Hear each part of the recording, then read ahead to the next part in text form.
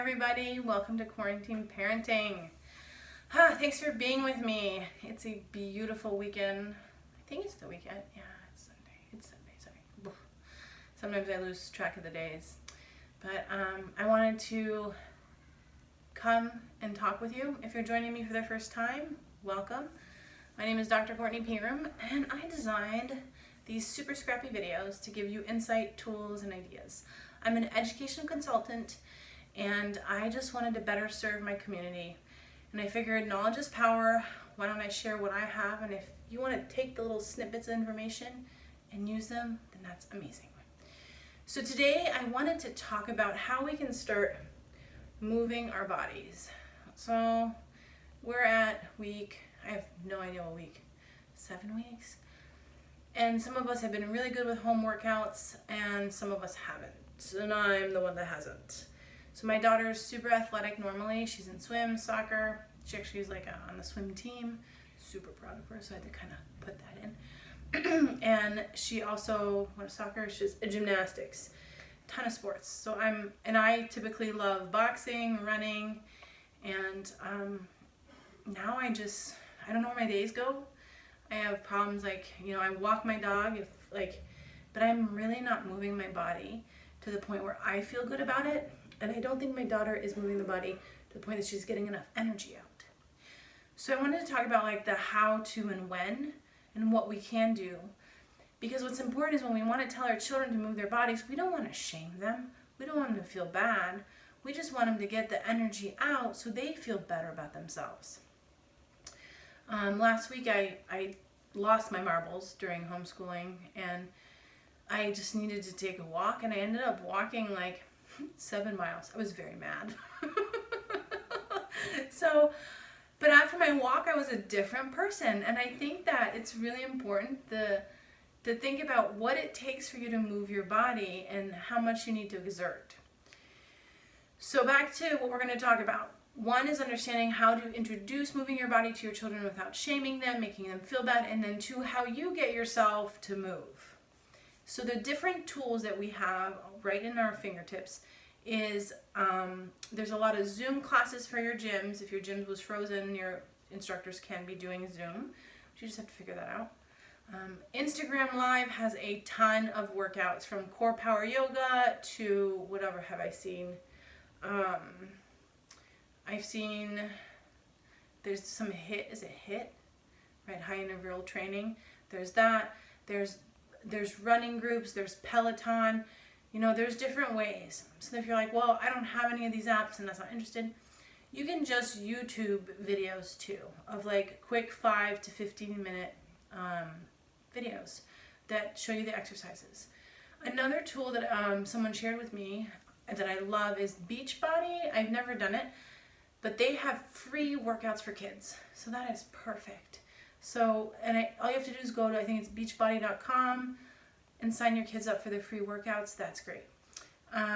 There's also just looking at things you can do. Okay, so you're like, well, running, walking, going outside, getting up in the morning and doing 50 sit-ups, or maybe 25 or 10, and how many push-ups you can do. Just taking a minute and doing squats, going up and down the stairs. So, and I know I'm saying this and it's yeah, I know I can do that. But who wants to wake up in the morning and do 50 sit-ups, right? Granted, I'm just throwing ideas out there. So find what works for you, which means is understanding when is your level of energy the lowest, where you need to boost, right? And then what are some things you actually enjoy doing that you're going to show up? So for me, I show up when people are expecting me to be there. That's the one thing.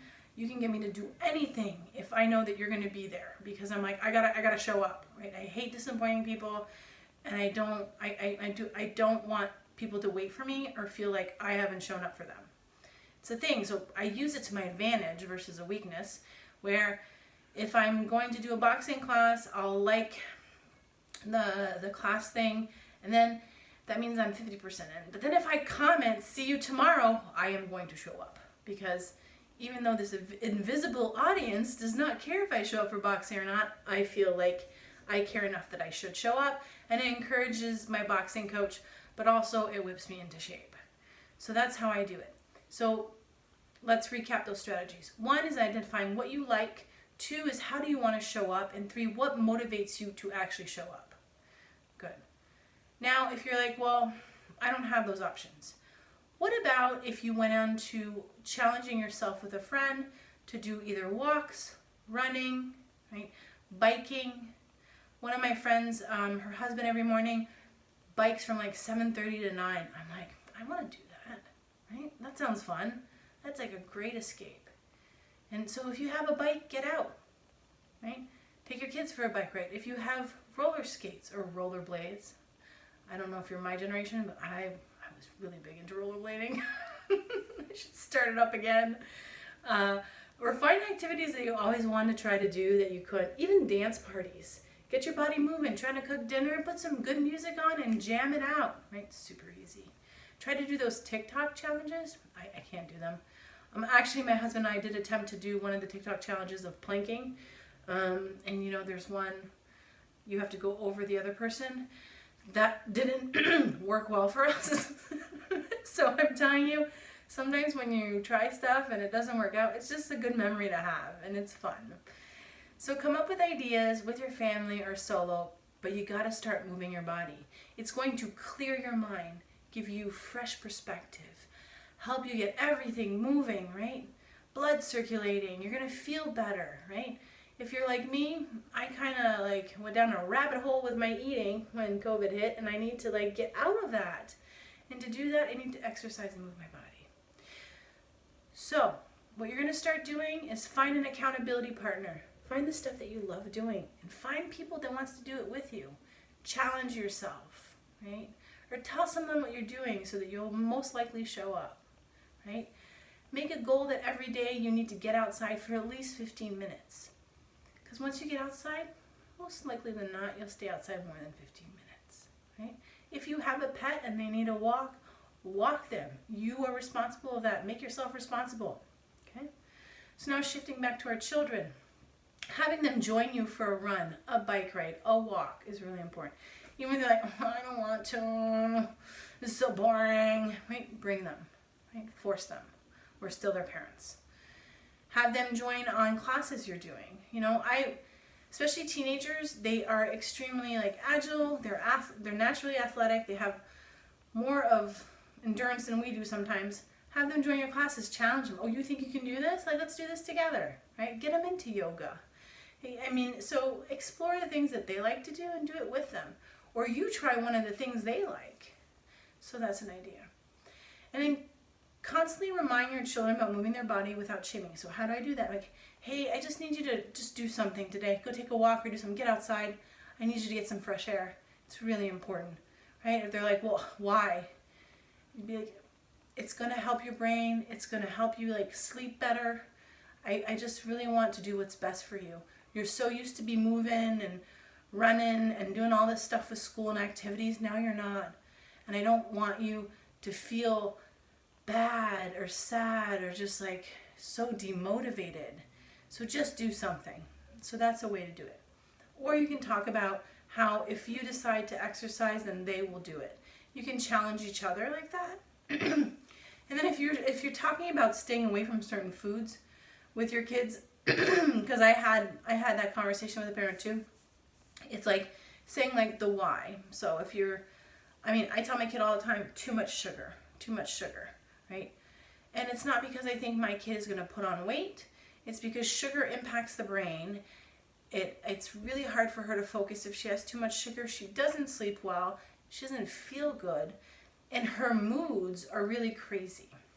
So sugar is like a great way to de-escalate. I would say de-escalate won't be the right word. To drive you insane. I was trying to be like appropriate. Drive you insane, okay? Sugar just deregulates the body. So not de-escalate, deregulates the body. So I know that if I have a lot of carbs, which is sugar and dairy, I am irritable. I'm annoyed so easily. I'm very impatient, right? And I know it's because my body doesn't feel good, so then I react that way. So same for your kids. So that's kind of a long-winded explanation, but the food that we put in our body when it's not fueling it can really impact our moods. And that's why we want to watch the sugar intake with our kids and the junk food. If they're constantly eating junk food, they don't feel good, they're more moody than ever. So really getting good food in their bodies and getting them moving is what we want. So that's all on this beautiful Sunday. Thanks for joining me. I hope you have a wonderful rest of your weekend, and I can't wait for you to join me this week. We have some great content. We have a few interviews with a nutritionist and a professional boxer who's actually also a gym teacher. So stay tuned for that. I'm very excited to interview both of them and get their insight. And subscribe to my channel. Send me messages. I want to be here for you and support you as much as I can. Okay, thanks. Have a great day. Bye.